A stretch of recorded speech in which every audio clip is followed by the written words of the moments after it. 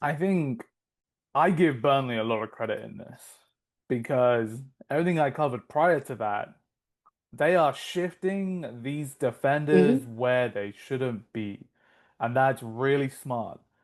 You got to be concentrated as one of those three centre backs. Not only do you have to be concentrated, you need to be ready to be the centre back or to be the right centre back or to be the left centre back. You need to get your body position right.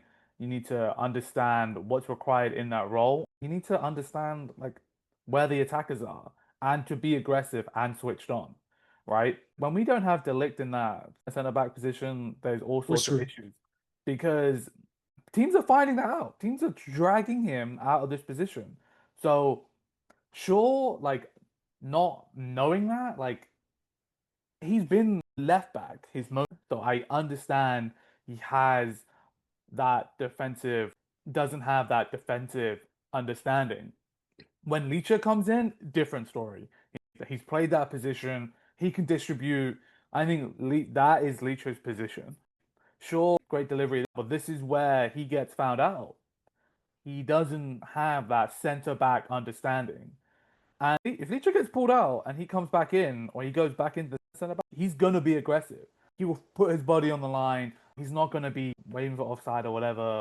He's gonna want to keep a clean sheet. He's gonna want to defend. And I think Shaw's natural programming isn't that. That's not like not really a dig at him. That's just not how he's like been taught how to play. But now he needs to kind of like learn how to play that position if he wants to be the starting left centre back now. But I think once Leacher gets in there, it's that it should be better. He's obviously, what defenders are prone to making mistakes. But I think also with like I think Anthony, I think Hartman was down here as well. So like they had other players in the box. So, I wouldn't put any blame on Euro because he had Right, because he's got, other yeah. players involved.